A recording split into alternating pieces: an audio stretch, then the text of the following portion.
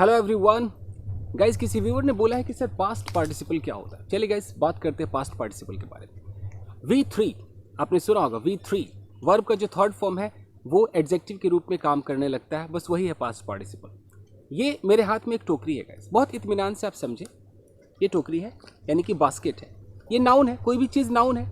अब इस टोकरी के बारे में मैं कुछ बताना चाहता हूँ, तो अगर मैं कहता हूँ कि अ गुड बास्केट, तो गुड हमारा क्या हो गया? एडजेक्टिव हो गया। इस बास्केट के बारे में मैं कुछ बता रहा हूँ, कुछ इन्फॉर्मेशन दे रहा हूँ, क्वालिटी बता रहा हूँ, तो गुड हमारा एडजेक्टिव हो गया। मैं कहता हूँ अ ब्यूटीफुल बास्केट, ब्यूटीफुल क्या हो गया? एडजेक्टिव हो गया। तो ये सब आपको पता है, लेकिन अगर मैं यहाँ पर बोल दूँ कि अ ब्रोकन बास्केट, फिर आपको लगता है कि ब्रोकन क्यों, ब्रोकन क्यों? तो यही मैं आपको समझाना चाह रहा हूँ कि जो V3 है, V3 के बगल में जब कोई नाउन लग जाए, जैसे कि ब्रोकन, जैसे कि stolen, injured, tired, exhausted, excited, educated, इस तरह से देख रहे हैं जो थर्ड फॉर्म लग रहे हैं।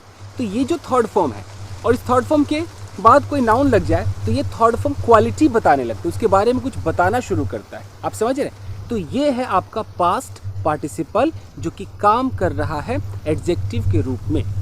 ओके, अब इसको सेंटेंस में आपको बस बनाना है, आपको टेंशन नहीं लेना है। आपको सेंटेंसेस कैसे बनाने हैं?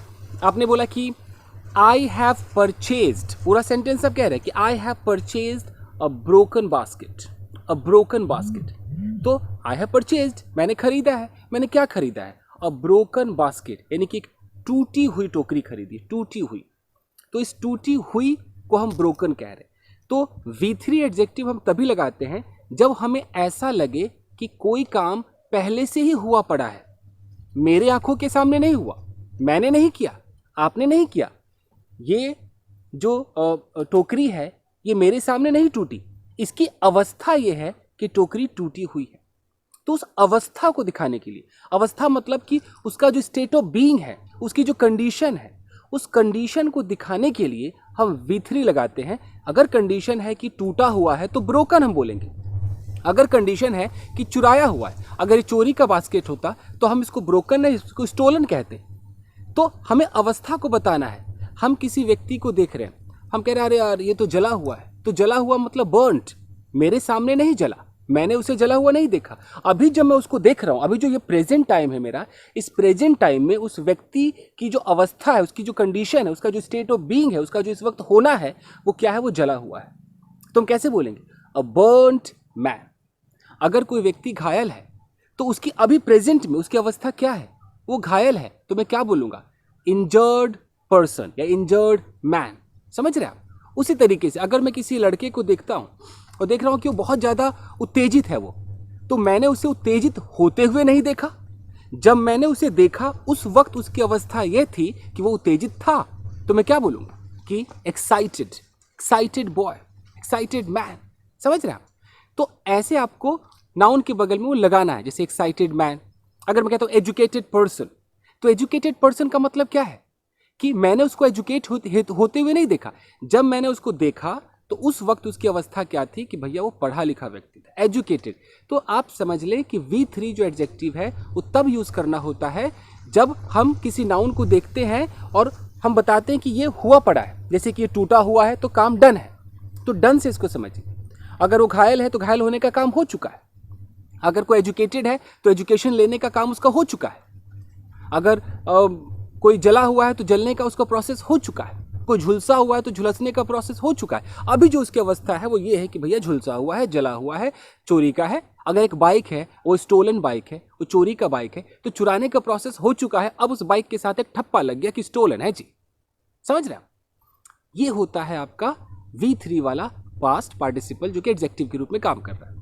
ओके, अब हम इसको सेंटेंसेस में यूज कर सकते हैं। हमें फुल आज़ादी है, हम इसको किसी भी सेंटेंस में यूज कर सकते हैं क्योंकि ये तो एडजेक्टिव हो गया। अगर मैं बोलूँ कि मुझे भैया टूटी हुई कुर्सी मत देना, कैसे बोलेंगे? Don't give me a broken chair. यार इस टूटी हुई टोकरी को यूज मत करो, don't use this broken basket. Okay यार, मैंने एक टायर्ड व्यक्ति को देखा, थके हुए व्यक्ति को देखा, अब मैं जो सेंटेंसेस बोल रहा हूँ वो किसी भी टेंस में हो सकता है। देखा, ये मेरा पास्ट इंडेफिनिट है, तो मैंने देखा, आई सॉ, मैंने किसको देखा, अ टायर्ड पर्सन, एक थके हुए व्यक्ति को देखा। ओके यार मैं ना थका हुआ हूँ, आई एम एग्जॉस्टेड या आई एम टायर्ड। तो मैं कैसे भी इसको बना सकता हूँ, मैं स्टेट ऑफ बीइंग में बना सकता हूँ, मैं इसको एक्शन में दिखा सकता हूँ, मैं कुछ भी सेंटेंस बोलूँ, लेकिन वो जो थर्ड फॉर्म है वो नहीं बदलेगा, वो बस एडजेक्टिव का काम करेगा। अगर मैं बोलूँ कि आई सॉ, मैंने देखा, ये सॉ मेरा वर्ब है, मैंने देखा ये पास्ट इंडेफिनिट है, मैंने किसको देखा, मैं कहता हूँ आई सॉ अ मैन, मैंने एक आदमी को देखा, ठीक है, लेकिन मुझे आदमी को थोड़ा सा और डिस्क्राइब करना है, उसकी एक क्वालिटी बतानी, कुछ तो बताना है उस आदमी के बारे में। तो अगर मुझे ऐसा बोलना है कि यार मैंने एक थके हुए आदमी को देखा, ये जो थका हुआ होना है ना, यही आपका पास्ट पार्टिसिपल है। तो मैं कैसे बोलूँगा कि I saw an exhausted man. यार एक पढ़ा लिखा व्यक्ति आ रहा था, तो आ रहा था ये पास्ट कंटिन्यूअस टेंस है ना। मैं बोलूँ कि अ मैन वॉज कमिंग, एक व्यक्ति आ रहा था, लेकिन उस मैन के बारे में मुझे कुछ बताना है, वो मैन कैसा था, कुछ तो बताओ उसके बारे में।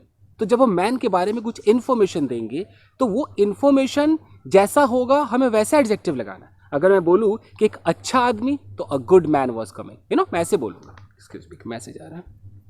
ओके अगर मैं बोलूँ कि यार एक पढ़ा लिखा व्यक्ति, तो पढ़ा लिखा मतलब कि पढ़ने लिखने का प्रोसेस कंप्लीट होकर के वो पढ़े लिखे की अवस्था हो गई, तो उसको हम क्या बोलेंगे, एन एजुकेटेड मैन। तो an educated man was coming, एक पढ़ा लिखा व्यक्ति आ रहा था। तो आपको समझ पा रहे हैं, ये तो एडजेक्टिव का काम कर रहा है, ठीक है। एक वर्ड था, ये सिंगल वर्ड था।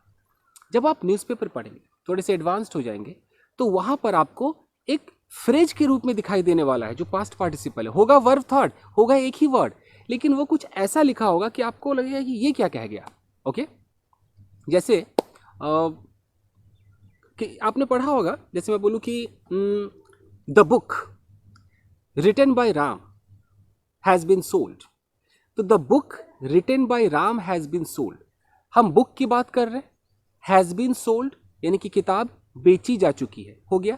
लेकिन मैंने उस बुक के बगल में क्या लगाया कि रिटन बाय राम। ये जो रिटन बाय राम है, यही हमारा है पास्ट पार्टिसिपल फ्रेज। रिटन हमारा पास्ट पार्टिसिपल है, लेकिन वो बाय राम मिलाकर के एक फ्रेज का काम कर रहा है। तो ये जो रिटन बाय राम है, उस बुक के बारे में कुछ बता रहा है, कुछ इंफॉर्मेशन दे रहा है कि कौन सी किताब, वो किताब जिसे राम के द्वारा लिखी गई है, वो बेची जा चुकी है। तो आपको न्यूज़पेपर में इस तरह के बड़े बड़े सेंटेंसेस भी दिखाई देंगे, तो आपको समझ जाना है कि ये पार्टिसिपल फ्रेज है, पास्ट पार्टिसिपल फ्रेज है, और ये फंक्शन क्या कर रहा है, ये एडजेक्टिव का फंक्शन कर रहा है, क्योंकि ये कुछ बता रहा है, कुछ डिस्क्राइब कर रहा है। ओके जैसे मैंने कुछ और भी सेंटेंसेस लिखे हैं, आपको समझाता हूँ, पढ़ के सुनाता हूँ, मेरे पास कोई बोर्ड वर्ड तो अभी है नहीं। ऐसे यहाँ पर एक सेंटेंस है कि the boy taken to hospital has recovered.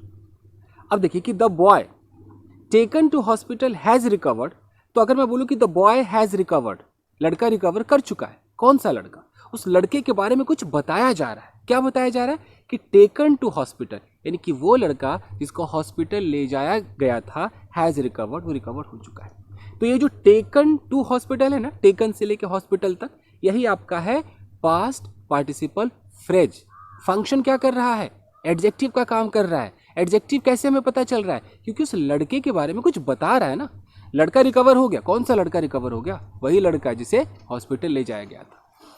तो होता क्या है कि जो क्लॉज होते हैं ना, आपने रिलेटिव प्रोनाउन वगैरह पढ़े होंगे ना, हु, हुम, विच ऐसे करके, तो क्लॉज को जब हम रिड्यूस कर देते हैं ना दोस्तों, तो रिड्यूस करके वो पास्ट पार्टिसिपल फ्रेज भी बन जाता है। जैसे इसी को मैं कह सकता था कि the boy who was taken to hospital, who was taken to hospital has recovered. तो यहाँ जो who was taken to hospital था, ये आपका होता क्लॉज, इसको कहते हैं एडजेक्टिव क्लॉज, क्योंकि एडजेक्टिव का काम कर रहा है, रिलेटिव प्रोनाउन से शुरू हुआ है। इसी क्लॉज को रिड्यूस करके पास्ट पार्टिसिपल फ्रेज बनाया गया है। समझ रहे, बिल्कुल एडवांस लेवल की बात कर रहा हूँ। जो न्यूज़पेपर आप पढ़ेंगे तो 100% आपको मिलना ही मिलना है दोस्तों। एक और है कि अगर मैं ऐसे बोलूँ कि I collected all the flowers cut by the gardener. I collected all the flowers, मैंने सारे के सारे फ्लावर्स कलेक्ट कर लिए, कट बाय द गार्डनर। अभी जो कट बाय द गार्डनर आप देख रहे हैं ना, कट क्या है, V3 है, कट कट कट होता है। तो कट से लेके गार्डनर तक जो आप देख रहे हैं, ये फ्रेज है। ये क्या काम कर रहा है, एडजेक्टिव का काम कर रहा है। ये पास्ट पार्टिसिपल फ्रेज है। क्यों पास्ट पार्टिसिपल है? क्योंकि कट थर्ड फॉर्म है और थर्ड फॉर्म से चालू हुआ है, तो ये पास्ट पार्टिसिपल फ्रेज हो गया। काम कर रहा है एडजेक्टिव का। क्यों? क्योंकि वो किसके बारे में बता रहा है कि I collected the flowers cut by the gardener. और फ्लावर्स के बारे में बता रहा है कि वो फ्लावर्स मैंने कलेक्ट किए जिनको गार्डनर के द्वारा कट किया गया था। तो उस फ्लावर्स के बगल में है ना कट बाय द गार्डनर, तो इसलिए क्या काम कर रहे हैं? एडजेक्टिव का काम कर रहे हैं। अगर एक क्लॉज के रूप में होता तो कैसे होता कि I collected all the flowers which were cut by the gardener. तो विच से लेके गार्डनर तक का जो सफर होता वो क्लॉज कहलाता है।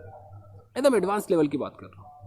और देख लीजिए जैसे कि your friend died in a car accident came in my dream yesterday.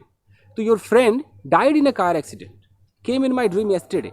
अगर ध्यान से देखिए तो your friend came in my dream yesterday, तुम्हारा दोस्त मेरे सपने में कल आया।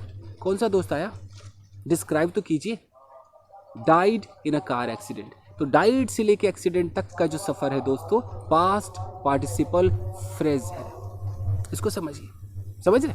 अगर एक क्लॉज होता तो कैसे होता? Your friend who died in a car accident, तो हु लग जाता। Who died in a car accident came in my dream yesterday. तो जो एडजेक्टिव क्लॉज है, जो रिलेटिव प्रोनाउन वाले हैं, रिलेटिव क्लॉज भी कह देते हैं, तो इनको जब हम रिड्यूस करते हैं तो ये पास्ट पार्टिसिपल फ्रेज बनता है। ये हो गया एकदम ग्रामर की बात। अगर मैं स्पोकन इंग्लिश में बात करूँ तो स्पोकन जब मैं ऑफलाइन क्लासेस लेता था, स्पोकन इंग्लिश पढ़ाता था मैं, तो इतना नहीं समझाना होता है कि ये क्लॉज है, ये फ्रेज है। उनको तो बस ये चाहिए कि सिचुएशन क्या है बता दो जी, ये कैसे यूज़ हो रहा है। तो हम तरीका बताते हैं कि सीधा बंदे का नाम लो और कुछ थर्ड फॉर्म लगा के कुछ जोड़ दो कि the boy beaten yesterday came to me last night. The boy beaten yesterday, तो जो बीटन येस्टरडे है ये बॉय के बारे में बता रहे कि अच्छा लड़का जो पिट गया भैया कल। इस तरीके से हमें बात करनी होती है। आप समझ पा रहे हैं? तो यही था दोस्तों। तो आप जिन्होंने पूछा है उन्होंने कई बार पूछा है कि बता दीजिए, तो ठीक है मैंने वीडियो बना दिया है। तो ये दो इस्तेमाल इसके मेन है। बाकी जो इस्तेमाल पास्ट पार्टिसिपल के होते हैं वो हम जिंदगी भर यूज़ करते ही आ रहे हैं। आपको पता है जितने भी हम परफेक्ट टेंसेस बोलते हैं, I have eaten food, she has gone, I have purchased a car, I had eaten food before you came, ये जो परफेक्ट वाले हैं ना, चाहे प्रेजेंट परफेक्ट हो, पास्ट परफेक्ट हो या फ्यूचर परफेक्ट हो, I will have eaten food before you come, ये सब चीज़ें भी पास्ट पार्टिसिपल ही है क्योंकि ये वर्ब थर्ड है। लेकिन हम इनको टेंस के रूप में जानते हैं और हम इनको V3 कहते हैं, इसलिए मैं इसको नहीं छेड़ रहा हूँ। जो पैसिव होते हैं वो भी पास्ट पार्टिसिपल ही है क्योंकि V3 का इस्तेमाल होता है। जैसे कि that boy has been beaten, yesterday I was scolded, तो ये स्कॉल्डेड, ये बीटन, ये सब पास्ट पार्टिसिपल ही है। यहाँ पर पैसिव का काम कर रहा है, कहीं पर ये टेंस का काम कर रहा है। लेकिन जब ये एडजेक्टिव का काम करता है एक वर्ड के रूप में या पूरे एडजेक्टिव फ्रेज के रूप में, तो डिस्टर्ब करना शुरू करता है। वो मैंने क्लियर कर दिया है। तो अगर इस पर आधारित कोई सवाल हो तो प्लीज़ आप मुझसे पूछिए। प्रेजेंट पार्टिसिपल मैं डील कर चुका हूँ, ये पास्ट पार्टिसिपल हो गया। रह गया परफेक्ट पार्टिसिपल, वो भी मैं आपको समझा दूँगा। उसके बाद मैं समझ सकता हूँ कि जिरंट परेशान करता है, इन्फिनेटिव परेशान करता है, करता ही है जी, नॉन फाइनाइट वर्ब होते ही ऐसे हैं। एनीवेज मैं कोशिश करूँगा कि मैं वीडियो लाऊँ। तो बस आज के लिए इतना ही दोस्तों, मिलते हैं अगले वीडियो में। Till then take care, keep practising and have fun.